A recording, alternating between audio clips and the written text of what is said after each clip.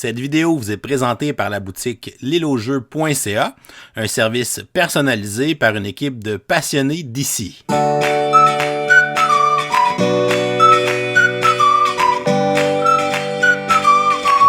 Hey, bonjour tout le monde, bonjour! Ben oui, bienvenue dans le coup de cœur du mois d'avril. Vous êtes sur la chaîne du professeur Board Game.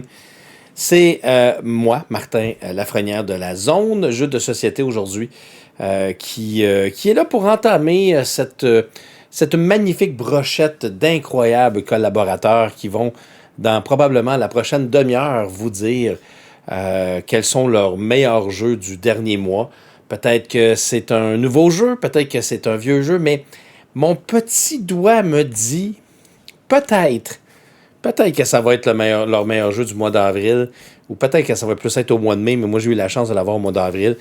Alors je vais vous parler de mon coup de cœur, moi, du mois d'avril, qui est le jeu Earth. Ben oui, le jeu Earth de la compagnie Inside Up Games, traduit en français par Lucky Duck Games, du Québécois Maxime Tardif. Alors là, écoutez, je le sais qu'il y en a peut-être qui vont se dire « Ah ben oui, hein, les Québécois vont donner le titre du coup de cœur du mois. En tout cas, tout le moins, ça va être au mois de mai ou au mois d'avril, parce qu'ils se protègent entre Québécois ensemble. » Ben non, j'étais vraiment prêt à être un de ceux qui n'allaient pas nécessairement apprécier ce jeu-là, mais Earth est un excellent jeu. On voit qu'il y a eu beaucoup d'amour qui a été mis autour de la création de ce jeu-là. Beaucoup de temps également pour créer l'ensemble du produit. Essentiellement, Earth, c'est un jeu de synergie de cartes. J'appellerais ça. Un petit peu dans la gamme des cartes, là, des jeux, sans vous dire que c'est la même chose, mais moi, je pense à Red Rising, par exemple, ou bien à Terraforming Mars, ou même à Ark Nova, où on a, Red Rising, on n'a pas nécessairement un très gros paquet de cartes, mais c'est qu'on te donne une quantité de cartes dans ta main, puis ensuite de ça, tu dois réussir à agencer ces cartes-là dans ton plateau, sur ton tableau personnel qui représente une île dans Earth, et on va essayer de faire des combos. Et ce qui est très exceptionnel du jeu de Earth, et c'est ça qui est, je pense, pour y avoir joué d'ailleurs en solo, joué des parties à 2 joueurs et j'ai joué une partie à 4 joueurs. Là. Donc j'ai vraiment, là, je pense que j'ai joué 6 parties en très très peu de temps, ce qui pour moi est énorme là, en termes de quantité de parties, à la quantité de jeux que je passe à travers un mois. Ce que je peux vous dire, c'est que dans les parties multijoueurs, ce qui est cool, c'est qu'il n'y a pas de temps d'arrêt. Tu joues constamment. Pendant ton tour, tes adversaires ont des actions à faire. Pendant les actions de tes adversaires, toi aussi, tu en as. Tu es constamment en train de faire quelque chose. Il y a toujours du mouvement. Tu es toujours à l'intérieur de l'action, ce qui fait en sorte que ce jeu-là passe excessivement vite.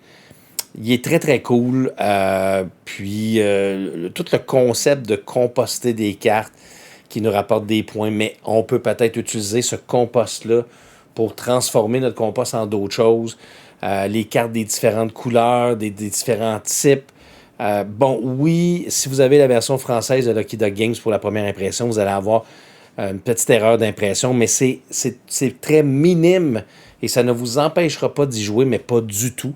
Parce que toutes les versions françaises sont identiques, ce qui fait en sorte que si on ne vous le disait pas ou si on ne vous l'avait pas dit, probablement que vous le sauriez même pas. Alors, c'est mon coup de cœur du mois d'avril, le jeu Earth. Félicitations à toute l'équipe donc d'Inside Up Games et Maxime Tardif pour d'avoir mis ce jeu de l'avant. Et voilà, moi, c'est tout pour moi ce mois-ci. Alors, on va passer au prochain collaborateur et on se voit le mois prochain. Bye bye tout le monde. Alors, de mon côté, pour le coup de cœur du mois d'avril, mars, pour ma part, vu que j'étais pas là pour celui du mois de mars, c'est le jeu Cat in the Box. Donc, Cat in the Box, jeu dans lequel il faut réaliser, jeu de levée, jeu de trick-taking, dans lequel on va tenter de réaliser un certain nombre de levées selon notre mise pour réaliser des points. Il y a aussi un petit plateau sur lequel on va mettre les cartes qu'on a jouées, puisque les cartes sont toutes noires. Donc, les cartes, on indique lorsqu'on la joue, quelle couleur de carte on joue. Donc, je peux dire que j'ai un 8 noir dans mes mains, mais je peux dire que c'est un 8 bleu pour réussir à remporter la main. Et il y a aussi, dans le fond, le rouge qui est l'atout. Fait que ça peut couper toutes les cartes. Donc, on peut utiliser du rouge également pour réussir à remporter plus de levées ou moins, ça dépend. Tous les joueurs ont vraiment accès à toutes les couleurs. Par contre, si on dit qu'on n'a plus d'un type de couleur, ben, on peut plus le réutiliser de la manche. Donc, il faut faire attention à ça. Et particularité aussi, c'est qu'on va mettre des jetons sur sur un plateau, sur les couleurs de cartes qu'on a jouées, puis on essaie de relier nos jetons ensemble parce que ça va nous donner des points bonus si on a réussi à faire la mise qu'on a fait au début de la manche. Par contre, si on fait des paradoxes, c'est-à-dire qu'à notre tour de jeu, il reste des cartes en main, mais on n'a plus de cartes de couleur ou peu importe qu'on peut jouer. Donc, on crée un paradoxe et là, on fait des points négatifs. Donc, c'est vraiment assez tactique, assez spécial. J'ai vraiment bien apprécié. Je suis pas un gros amateur de jeux de levée, mais celui-là m'a vraiment charmé. Donc, c'est mon coup de cœur pour le mois de mars-avril 2023. C'est Cat in the Box. Bonjour tout le monde, Pierre-Louis Renaud pour Etu Game. Alors, mon coup de cœur pour ce mois-ci, il s'agit d'un jeu que je pense n'est pas encore sur le marché, mais il va l'être bientôt. Ça s'appelle Saturne de Lucky Duck Games qui ont fait la localisation en français de ce jeu-là. Et c'est un jeu sur le cinéma. Fait que c'est un jeu coopératif dans lequel on va jouer une maison de prod. Et c'est notre dernière chance, avant de faire faillite, de produire un succès, un grand film. Alors, c'est un plateau assez typique de jeu coopératif, où est-ce qu'il y a différents espaces, où on va pouvoir envoyer des dés. À tour de rôle, les joueurs vont lancer une poignée de 6 dés, et ils vont pouvoir assigner les différentes faces à différents espaces de plateau qui ont différents effets. Donc, vous pouvez, par exemple, aller construire un décor. Vous pouvez ensuite envoyer certains dés seulement sur des espaces de votre studio pour réaliser à tourner des scènes.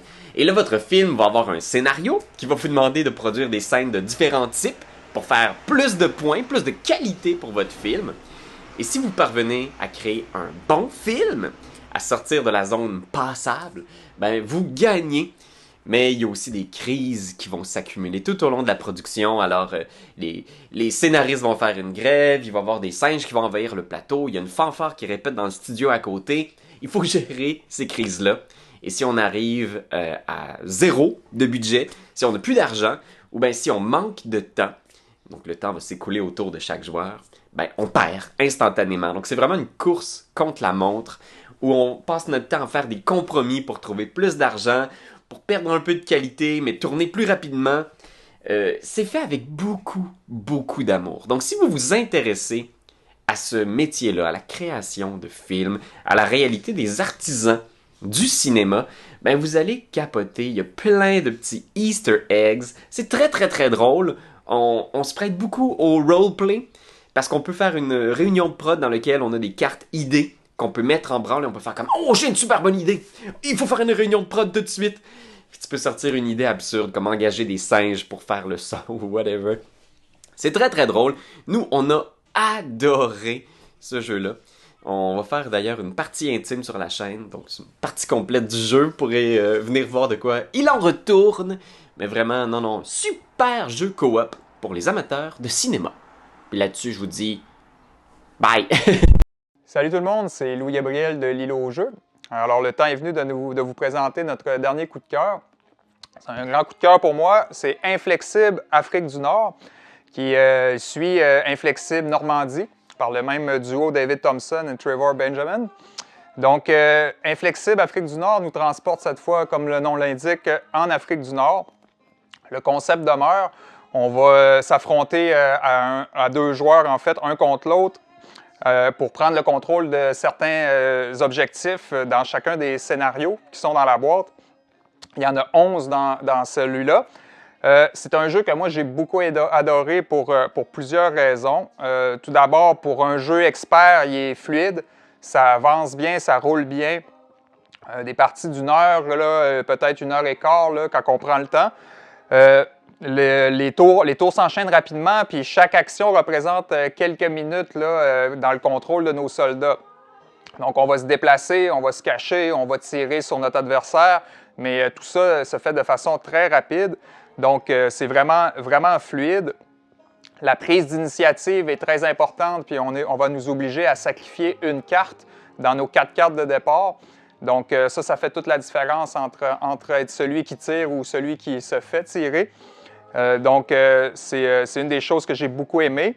Inflexible Afrique du Nord intègre aussi cette fois des véhicules, ce qu'il n'y avait pas dans Normandie, ce qui rajoute du défi, surtout pour celui qui va avoir à affronter les tanks. Ça amène vraiment une thématique puis une mécanique qui est quand même différente, mais qui est vraiment efficace et qui fonctionne. Les scénarios, le contenu, il est riche. On a 11 scénarios qui ont été faits sur des événements qui se sont déroulés pour de vrai pendant la Deuxième Guerre mondiale en Afrique. Donc, on voit que le jeu n'a pas été fait sur un coin de table. Les auteurs ont vraiment pris le temps de bien le travailler. Il y a une recherche historique qui est vraiment profonde dedans. Donc, moi, ça m'a beaucoup charmé. C'est un jeu que je recommande fortement. Puis, j'en profite pour saluer mon ami Francis qui s'est pris beaucoup de balles avec moi en jouant à Inflexible pour une 4e soirée d'affilée l'autre fois. Donc, c'est Inflexible Afrique du Nord, notre coup de cœur du mois. Merci, bonne journée. Bonjour, mon nom est Martin de l'Atelier du Meeple et merci encore au professeur Board Game de nous recevoir pour son coup de cœur du mois. Ce mois-ci, je vous présente le Bot Factory de Giacomo Quinteras Martins et Vital Lacerda. Vital Lacerda est surtout connu pour ses très gros jeux, très complexes, avec beaucoup d'éléments à retenir. Alors souvent, ces jeux ne sont pas faciles à apprendre, ne sont pas faciles à performer. Il y en a des plus simples, il y en a des très compliqués. Moi, j'ai beaucoup joué avec des amis à The Gallerist, que j'ai beaucoup aimé. J'ai The Weather Machine juste là derrière moi. J'ai déjà joué une partie, il faut que je m'y remette. Mais j'ai découvert ce petit bijou, Bot Factory, récemment, à la fête d'un ami où quelqu'un avait amené ça. Et c'est vraiment un excellent jeu. C'est un placement d'ouvriers qui est comme une réduction d'un de ces jeux qui s'appelle Kanban. Alors, c'est effectivement, vous travaillez dans une usine. Cette fois-ci, au lieu de faire des autos, vous allez fabriquer des robots. Et il y a une petite superviseure qui passe, Sandra, et qui vous gruge du temps parce qu'à chaque fois qu'elle passe, elle jase. Alors, vous devez dépenser du temps, en fait, pour faire certaines actions. Alors, il y a 4 plateaux. Alors, un plateau, c'est la ligne d'assemblage. Un plateau, c'est vraiment d'aller chercher les différentes parties du robot. Il y a une partie, c'est d'aller chercher des plans de robots. Et la dernière partie, c'est de jouer avec la valeur des robots et de jouer avec des objectifs de fin de partie. C'est particulièrement bien intéressant. C'est très bien réussi parce que chacune des actions, vous avez un seul meeple. Alors, chaque tour, vous allez faire une seule action, mais vous allez décider la hauteur de votre action. Alors, vous allez faire 1, 2, 3 choses à cet endroit-là, 4, 5, 6 choses. Et vous devez absolument changer de plateau. Alors, c'est 4 petits plateaux, vous devez changer de plateau. Et ce qui est particulièrement génial dans ce jeu-là, c'est que les plateaux sont comme interconnectés. Alors, des fois, à chaque plateau, il y a une action exécutive que vous pouvez faire avant, pendant ou après votre tour. Et ça peut vous permettre de changer la donne. Alors, à certains endroits, dans le plateau numéro 3, vous allez avoir la chance de vous servir d'une action bonus pour faire une autre action sur un autre plateau. Et c'est super important, cette interconnexion-là, parce que le jeu est une course. Du moment qu'il y a du moment qu'une des sortes de robots, il y en a 4, est complètement construite, alors c'est-à-dire il ne reste plus de robots de cette couleur-là, il n'y en a que 4. Alors du moment que les 4 robots rouges, les 4 robots bleus ou les 4 robots verts sont construits, eh bien, bam, la partie prend fin. Alors vous devez non seulement vous creuser la tête pour construire des robots, mais vous devrez aussi vous creuser la tête pour aller chercher les plans pour les faire, les pièces pour les faire, et aussi travailler la valeur de vos robots pour que ça vaille vraiment la peine. Ce qui vous reste en trop pourrait vous valoir des points négatifs à la fin, il faut faire très attention. Vraiment, un excellent jeu de Vital Lacerda et de son co-designer, M. Quinteras Martins. Désolé si je prononce mal. Alors, c'est vraiment mon coup de cœur du mois. Essayez-le, vous allez voir, c'est un jeu beaucoup plus accessible que la majorité de ces jeux, mais ça reste un jeu d'une élégance et très agréable à jouer. On se revoit le mois prochain. Bonjour tout le monde, c'est un autre Martin de la Société des Jeux.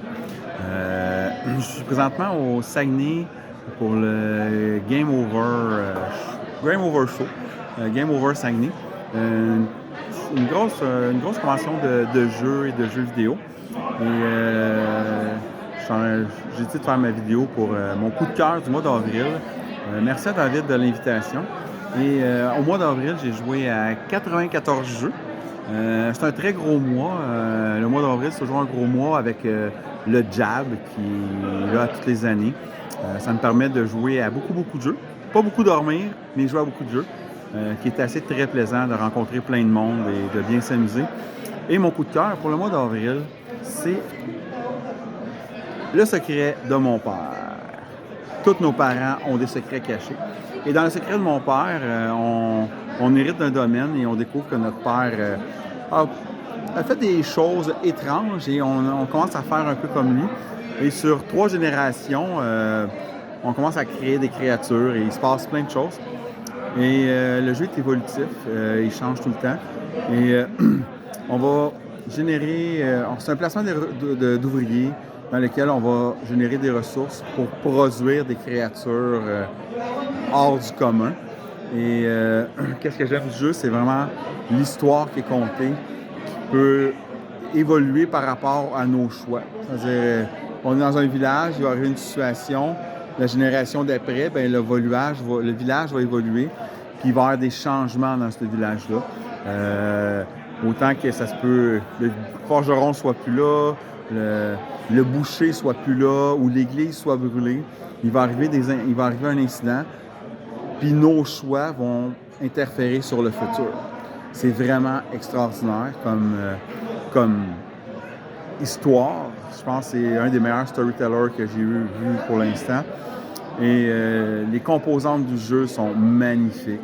Les ressources sont magnifiques. Les figurines sont super bien faites. La mécanique, le système fonctionne super bien. Et le seul bémol, c'est le trigger de fin. Excuse-moi pour l'anglicisme, le trigger de fin est étrange un peu. Dans la boîte, je pense qu'il y a 3 boîtes. C'est pas mon jeu, c'est le jeu à Luc, un ami. Et dans la boîte, il y a 3 scénarios. Dans chaque scénario, il y a 8 histoires possibles, 8 fins différentes possibles. Et vu que ça joue avec une application, ben, l'application se souvient de qu'est-ce que tu as fait. C'est-à-dire que tu ne feras jamais 2 fois la même histoire par rapport au scénario. Puis ça, c'est fabuleux parce que tu peux le faire plusieurs fois sans qu'il se passe la même chose. Et c'est magnifique. Mais c'est mon coup de cœur du mois. Merci à David pour l'invitation. Je vous remercie et prenez le temps de jouer. Salut les gamers, Sam de Board Game Duel, de retour pour les coups de cœur. D'ailleurs, merci à David pour l'invitation encore une fois. Et ce mois-ci, mon coup de cœur, c'est le jeu Hansa Teutonica. Voyons donc. Qu'est-ce que c'est ça? En tout cas, donc oui, c'est un jeu qui est très beige, très drabe. C'est probablement pour ça que je l'ai découvert sur le tard d'ailleurs. C'était la première fois que j'y jouais, puis j'ai vraiment trippé. Donc, il faut pas se fier aux apparences. Là. Derrière tout ce beige-là, il y a un jeu vraiment au gameplay vraiment excellent. Là. C'est très, très coupe-gorge comme jeu, full d'interaction. Un bon vieux euro comme moi je les aime.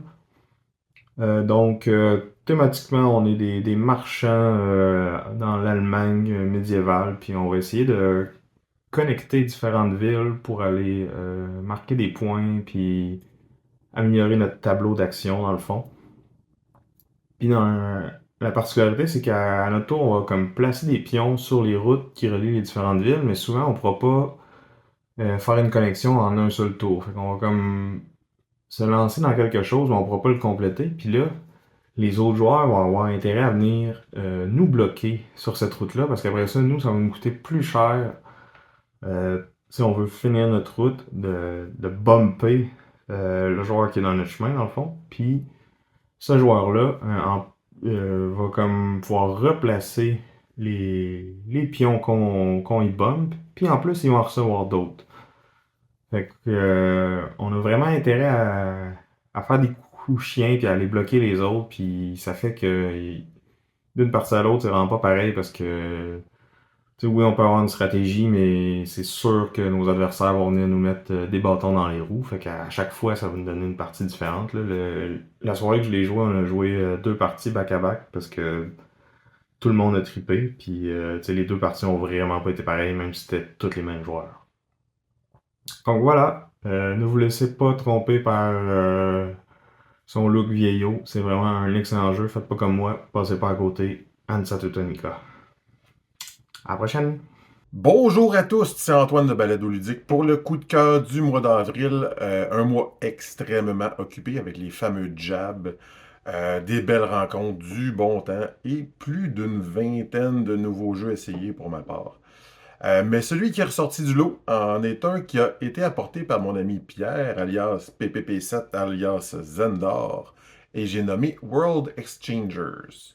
World Exchangers apporte une nouvelle twist vraiment innovante au style roll and write ou flip and write. En fait, il enlève le roll et le flip complètement de l'équation et remplace ça par un marché immobilier. De qu'est-ce que vous allez me dire?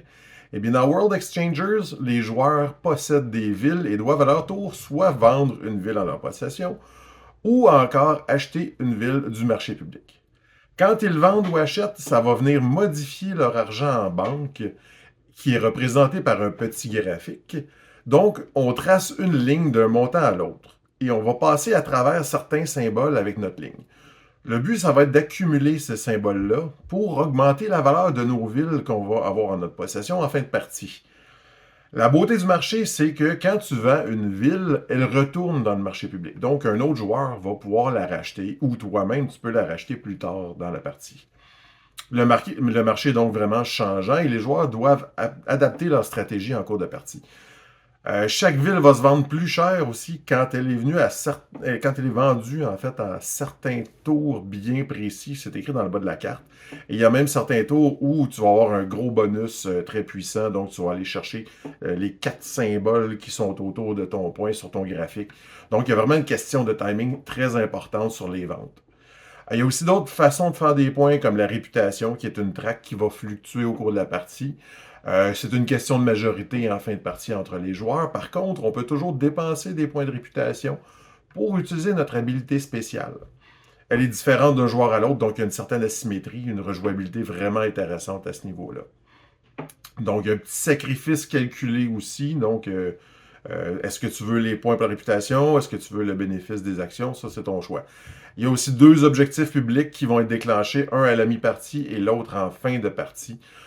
Donc, beaucoup de petites opportunités pour faire des points. C'est un jeu qui nous vient de Taïwan, de l'éditeur Emperor S4. Il est seulement en importation pour le moment. Donc, il y a une version anglaise, si je me souviens, donc, qui est en vente chez Philibert. Mais c'est une compagnie, en fait, qui est reconnue surtout pour son petit jeu à 2 joueurs qui s'appelait Anami Koji. Donc, World Exchangers, ça se joue à environ 30 minutes à 4 joueurs. C'est rapide, c'est efficace, c'est vraiment innovant et ça apporte vraiment des décisions très intéressantes. Donc, allez voir World Exchangers. Salut tout le monde, Mathieu de On Joue-Tu. Je vous parle de mon coup de cœur pour le mois d'avril. D'ailleurs, je serais pas surpris de ne pas être le seul à avoir mis ce jeu-là dans ma liste du mois d'avril. C'est le jeu Trio. Pour ceux qui connaissent pas Trio, c'est un genre de jeu de mémoire, mais donc on a des cartes qui sont numérotées de 1 à 12. Et on va devoir les placer en ordre dans notre main et chacun son tour, les joueurs vont devoir faire 2 actions. Les actions sont super simples. C'est de par exemple choisir un joueur autour de la table et puis lui demander soit c'est quoi sa plus petite carte ou soit c'est quoi sa plus grosse carte. Si par exemple je demande à un joueur, montre-moi ta plus petite carte, il va la poser sur la table pour que tout le monde puisse la voir. Et puis je pourrais potentiellement lui redemander, montre-moi encore ta plus petite carte. Et donc il jouerait sa prochaine plus petite carte. On va faire ça 2 fois. Donc si moi je demande à un joueur, montre-moi ta plus petite, il montre un 2. Et je demande à un autre joueur, et puis lui il me montre un 1. Mon tour est fini. Par contre, s'il me montre un 2 et l'autre joueur me montre aussi un 2, puis par exemple, imaginons que moi j'avais aussi un 2, je vais poser mon 2 et puis je vais prendre toutes ces cartes-là, puis je vais me créer un trio. Donc c'est pour ça que le jeu s'appelle Trio. Le but du jeu, c'est le premier joueur qui fait 3 trios Ou si un joueur fait le trio des 7, qui est un peu le milieu exact de toutes ces cartes-là, c'est cette personne-là qui va gagner. Parce qu'encore une fois, bien sûr, on ne peut jamais jouer une carte à moins que ça soit un de ces extrémités-là. Donc, vous pouvez imaginer pourquoi faire un trio de 7, c'est assez difficile, puis c'est pas quelque chose que tu vas faire au premier tour. Il y a aussi des cartes qui vont être posées au milieu de la table, et puis tout ça, c'est vraiment comme un jeu de mémoire normal, c'est-à-dire que on va... Si sur mes 2 actions, je demande à un joueur, moi ta plus haute ou ta plus petite, je pourrais aussi, comme une action, retourner une carte au milieu de la table, mais par contre, encore une fois, il faut la montrer à tous les joueurs. Si un jeu dans cette configuration-là qui va très bien, il y a aussi une variante qui s'appelle Picante, je crois, qui change un peu les conditions de victoire. C'est pas nécessairement 3 trios qu'il faut faire, c'est une autre condition. Moi, j'ai toujours trouvé que la version normale était plus efficace. Je trouve que l'autre n'est pas assez complexe pour justifier une variante complexe. Mais ce qui est génial avec ce jeu-là, c'est que tu peux aussi y jouer en équipe. Et la variante en équipe, c'est de loin, pour moi en tout cas, la version qui brille le plus. Donc voilà, ça c'était mon coup de cœur du mois d'avril. Et puis déjà un jeu que je pense qu'il y a des bonnes chances de finir dans le haut de mon palier des jeux de l'année. Parce que vraiment c'est un jeu que j'ai déjà fait une 15aine de parties. Puis je le trouve très efficace. Salut tout le monde, ici Eric de Passion Geek et mon coup de cœur ce mois-ci, il s'agit d'une version familiale d'un de mes jeux préférés. Donc sans plus attendre, il s'agit de My Little Everdell, donc mon petit Everdell. Grosso modo, c'est quoi Everdell? C'est un jeu de placement d'ouvriers dans lequel vous allez placer justement vos personnages pour ramasser des ressources et avec ces ressources-là, vous allez pouvoir acheter des cartes, soit des constructions ou des personnages pour peupler votre ville. À la fin de la partie, celui qui a le plus de points de victoire remporte la partie. Donc la version familiale My Little Everdell, en fait c'est une version simplifiée qui permet justement aux enfants de jouer avec vous à ce merveilleux jeu. Donc grosso modo, c'est quoi les changements? C'est que vous allez jouer à tour de rôle, vous allez être obligé, si on veut, de placer un ouvrier pour gagner des ressources et ensuite vous pouvez acheter une carte. Donc vous avez 3 ouvriers par saison, 4 saisons, et donc c'est toujours comme ça, vous placez un ouvrier, vous gagnez des ressources, vous achetez une carte si vous avez assez de ressources et vous la placez dans votre ville. Donc c'est vraiment très très simple et contrairement au vrai Everdell, si on veut, vous n'avez pas de cartes dans vos mains, donc vous pouvez jouer seulement les cartes de la rivière qu'on appelle aussi le Meadow. Donc c'est un peu comme ça que fonctionne My Little Everdell. Pourquoi j'aime cette version-là? En fait, premièrement, ça me permet de jouer avec mes enfants à Everdell. Donc, ça me donne un peu mon fixe de Everdell quand mes enfants sont debout et que j'ai envie d'y jouer. Mais aussi, c'est que c'est super simple. Donc, autant ma fille de 8 ans joue que mon garçon de 4 ans. Lui, il comprend pas toujours ce qu'il fait, mais quand même, il prend les cartes qu'il trouve les plus cute. Il comprend quand même le système de ramasser des ressources, acheter des cartes avec ça. Et ça lui permet de jouer et d'être quand même compétitif, même s'il n'y a pas nécessairement la capacité la même capacité de raisonner que ma 8 ans ou que moi et ma conjointe. Donc, ce qui est le fun, c'est qu'on a tous du plaisir à jouer ensemble à My Little Everdell. Aussi, c'est que c'est super cute. Donc, ils ont pris les cartes de Everdell et les ont faites en version enfant. Donc, exemple, la reine, c'est encore la reine, mais c'est comme une petite fille qui joue à se déguiser à être la reine. Donc, c'est vraiment super cute. C'est bon, donc c'est simple. C'est quand même assez rapide. Là, je dirais à peu près peut-être 30 minutes pour jouer. Donc, juste assez là, pour que à la fin de la partie, là, mon 4 ans commence à se tanner un petit peu, mais je trouve que c'est une durée là, quand même assez bien. Puis ça donne vraiment là, un feeling de Everdell, donc tout est super bien là, par rapport à ça. Encore une fois, le jeu est très très cute, les ressources, les petites baies, le matériel est de qualité. Il est un petit peu dispendieux par contre, là, je pense qu'il tourne autour de 70$, mais moi je pense que c'est si vous êtes fan de Everdell puis que vous avez des enfants, c'est vraiment une option intéressante. Est-ce que j'y jouerais seulement avec ma conjointe? Non, par contre. Là, je pense que c'est vraiment fait pour jouer avec les enfants ou peut-être introduire des gens qui n'ont pas beaucoup d'expérience dans les jeux de société et que tranquillement vous voulez les amener vers autre chose. Mais rapidement, là, c'est sûr qu'entre adultes, vous allez peut-être vous tanner un petit peu là, parce que c'est vraiment très simple. Donc, c'est vraiment destiné à un public familial. Donc, je vous le remonte comme ça ici.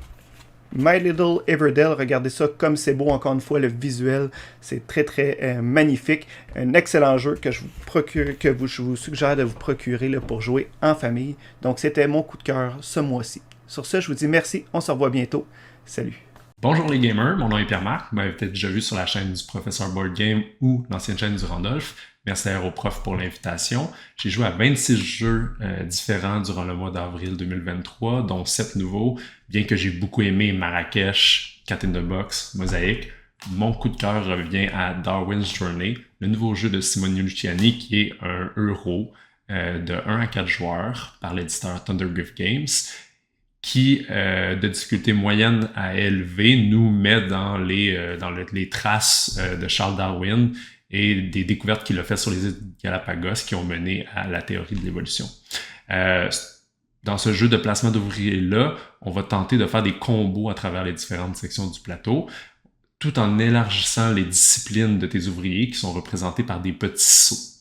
Donc, c'est un aspect engine building du jeu où on va aller chercher ces sauts-là pour pouvoir améliorer ses ouvriers. C'est vraiment satisfaisant parce que au fur et à mesure de la partie, plus tes ouvriers sont forts, plus ça va débloquer des combos potentiels. Donc, ça crée vraiment une belle courbe de potentiel là, sur le jeu.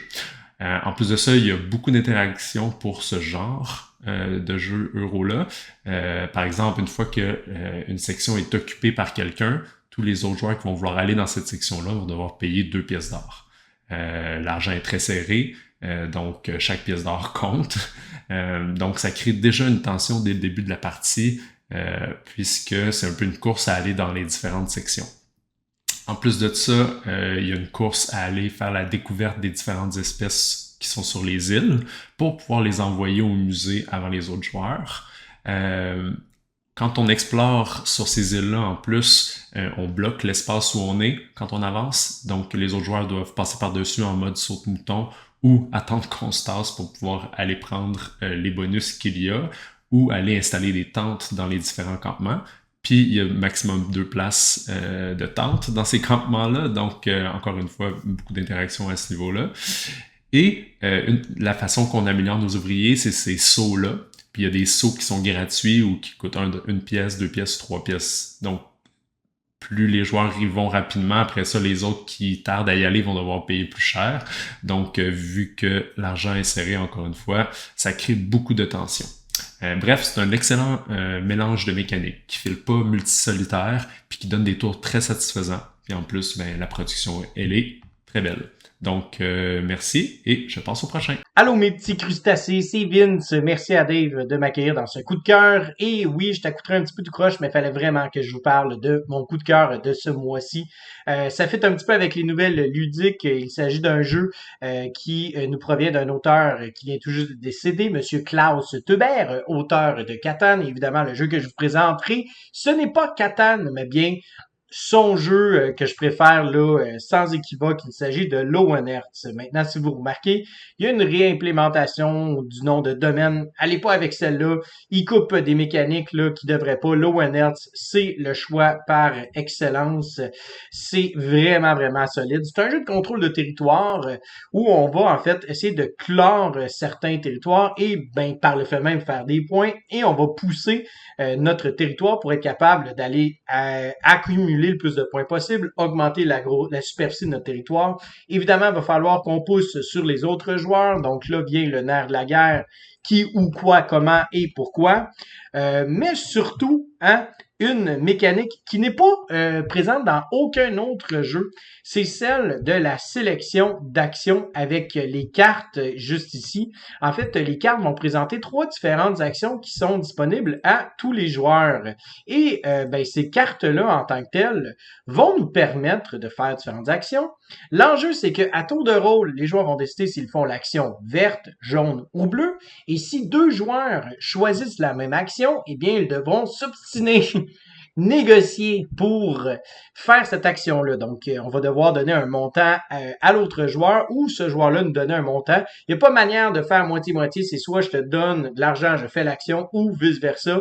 Et si on n'est pas capable de trouver un terrain d'entente, c'est simple. On fait une enchère face cachée, un duel et le joueur qui a mis le plus d'argent met tout à la banque et moi, j'ai rien du tout. Je gagne pas du tout d'argent de ta part. Et ça crée de la tension à chaque tour. Incroyable. incroyable comme jeu. Je suis vraiment déçu qu'ils aient fait une réimplémentation et qu'ils ont enlevé cette mécanique-là. Mais au-delà de ça, je suis un peu étonné que ce jeu-là soit tombé dans l'oubli. Jeu incroyable de Monsieur Teubert, je dirais même de façon assez majoritaire. Beaucoup de gens vont dire que c'est son meilleur design. En tout cas, moi pour l'instant, écoute, ce jeu-là tombe vraiment dans mes cordes, probablement top 30, voire top 20. Extraordinaire. Tension continue, perpétuelle pendant 90 minutes. J'espère que je vous donne le goût d'y jouer. Ça me fera plaisir de vous le montrer. Et sur ce, je vous souhaite à vous et vos amis un bon jouage. Bonjour à tous, c'est Marion de la chaîne Je vous explique les règles. Merci David de m'inviter une fois de plus dans ce segment. Ça me permet de vous parler de mon coup de cœur pour le mois. Star Wars, le jeu de deck building. Alors il faut savoir que mes premières parties, je les ai faites avec David, que je remercie encore une fois de m'avoir bien battu, mais je me suis bien défendue. Il faut savoir que moi, les jeux de deck building, c'est vraiment quelque chose que j'affectionne particulièrement, et ça devient difficile d'innover là-dedans, et pourtant je trouve que ce jeu-là a vraiment réussi à faire sa place. Vous allez incarner soit l'Empire, soit les rebelles, et avoir des cartes en fait distinctes pour l'un comme pour l'autre. C'est-à-dire que dans la rivière, il va y avoir des cartes neutres que vous pouvez acheter, vous procurer chacun sans à vous préoccuper de votre faction. Mais il va aussi y avoir des cartes bleues et rouges, donc que vous pouvez prendre que si vous êtes un rebelle ou un membre de l'Empire, à ajouter à votre main. Mais les cartes que vous ne pouvez pas prendre, vous pouvez les détruire et obtenir un bonus. Donc vous pouvez détruire des cartes directement depuis la rivière. C'est quelque chose d'assez fabuleux. Le but, ça va être de défendre vos bases. Là aussi, ça innove parce que vous avez un petit deck de plusieurs bases que vous pouvez choisir en fait. Vous allez commencer la partie avec une base imposée, et lorsque votre adversaire va venir la détruire, ce que je ne vous souhaite pas, vous allez pouvoir choisir dans le deck de base celle que vous voulez mettre sur la zone de jeu. Elles ont chacune des habilités différentes, soit à la pause, soit pendant la partie. Donc ça permet vraiment un renouvellement, une rejouabilité assez folle. Et vous allez pouvoir assigner des dégâts aux cartes de votre adversaire, à la base de votre adversaire, et lorsque sa troisième base est détruite, vous gagnez la partie. Rien de plus simple. Et pourtant, honnêtement, ça rajoute un petit vent de fraîcheur, c'est très bien dans la thématique, il y a des vaisseaux spatiaux pour protéger vos bases, c'est vraiment super bien fait.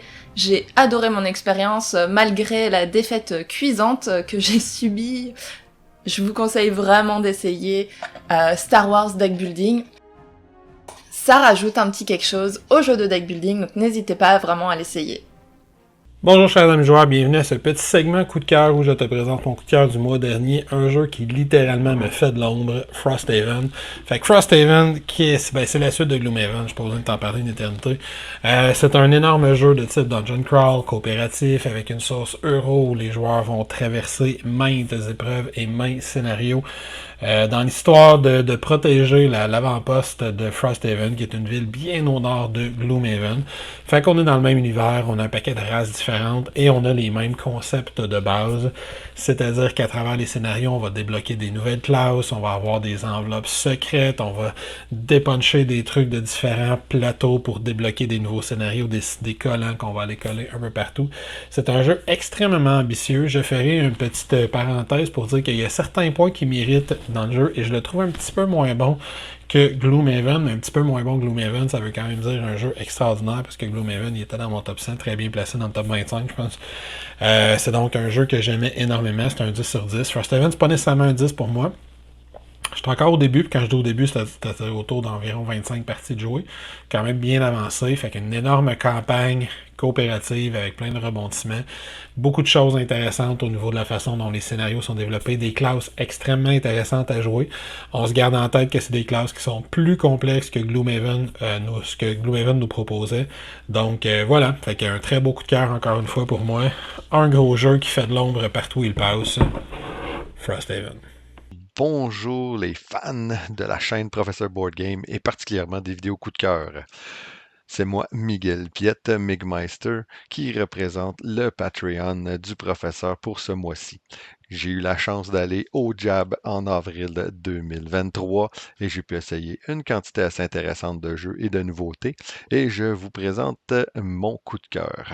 Je vous offre d'abord deux petites mentions spéciales, une pour Cat in the Box, surprenant jeu de levée assez stratégique, et Tiletum, un jeu euro avec des objectifs variables, oui à taux limité, mais qui peut en surprendre plus d'un.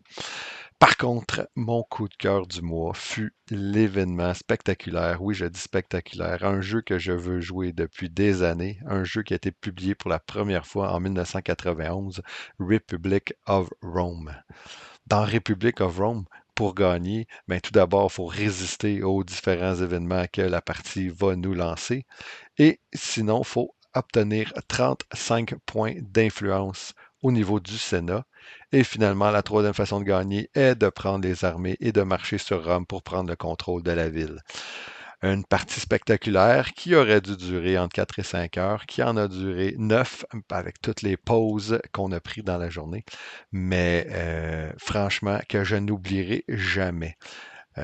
Sans rentrer dans les détails parce que ça peut être long, la partie suit un cycle de 7 phases continues où ce qu'on part avec les décès, les phases de revenus, les phases de développement et le cœur de la partie, la phase de Sénat, durant laquelle un peu de roleplay est recommandé, intéressant. Tout le monde a eu la chance de participer au Sénat, tout le monde a eu la chance de faire pencher la balance de son côté pour obtenir les faveurs des autres sénateurs présents. Et dans cette partie, c'est là qu'on décide qui va aller se battre contre les barbares, qui va travailler pour aider la population à être plus heureuse. On peut faire des jeux, on peut faire plein de choses pour contrecarrer les différents événements, la gestion des revenus, etc. Et puis, c'est un système de vote assez intéressant puisque chaque joueur représente une famille. Selon notre influence, on a plus ou moins de votes au Sénat. Plusieurs stratégies possibles. On peut envoyer des sénateurs dans des territoires étrangers qui vont nous permettre d'augmenter nos revenus et de ramener des revenus à Rome, mais aussi va les retirer du Sénat, donc retirer ses votes. Ça peut être une façon de se débarrasser de quelqu'un pour quelques années ou quelques tours pour améliorer notre position. Bref, cette séance s'est soldée par une tentative du vagabond ludique de marcher sur Rome. Le joueur qui est en position pour l'arrêter, c'était moi. Mais on avait une loi en jeu qui empêchait un joueur d'atteindre les points requis pour être élu dictateur pour la vie ou champion de Rome. Et j'ai demandé à ce que cette loi-là soit retirée au niveau du Sénat pour me permettre d'affronter le terroriste qui s'en est nous attaquer. Ça a été accepté à l'unanimité par les autres membres du Sénat. Je suis allé au combat. J'ai affronté le vil méchant et j'ai gagné le combat. J'ai remporté la partie et c'était mémorable. On s'en est parlé tout le week-end. C'était extraordinaire. J'en profite aussi de dire un gros merci à Vincent parce que c'est vraiment un type de jeu qu'il aime et j'ai adoré cette partie en sa compagnie avec tous les autres membres avec lesquels on a joué. Donc, mon coup de cœur, avril 2023, Republic of Rome. Bonjour David, merci de l'invitation pour partager mon coup de cœur du mois d'avril. Énormément de jeux découverts au courant de ce mois-ci. Je vais par contre vous parler d'un jeu qui n'est pas disponible sur le marché, mais qui arrive en campagne de socio-financement et je parle du jeu Dead Cells de Roguelite Board Game. C'est de la compagnie Scorpion Masqué, donc une compagnie québécoise qui arrive avec un gros jeu de cartes gamer. C'est un jeu de 1 à 4 joueurs d'exploration de donjons. C'est des biomes dans le cas présent et c'est l'adaptation du jeu vidéo indie très connu dans le monde geek. Alors, j'ai eu la chance de recevoir le prototype, de même faire une présentation pour la campagne et également je viens de recevoir le mode solo que je suis en train de préparer pour vous le présenter. Alors, beau jeu de programmation. On a un jeu de programmation à communication limitée. On va essayer comme ça de passer à travers des donjons qui vont être changeants d'une partie à l'autre pour affronter différents boss et passer à travers le jeu. Ça va nécessiter nécessairement plusieurs runs. Alors, on va comme ça avancer dans un donjon, graduellement augmenter la force de notre personnage qui va prendre en habileté et en compétence en allant creuser dans des decks de cartes au niveau brutalité, survie, tactique et même un puits abandonné. Bref, très très belle réussite au niveau de l'adaptation.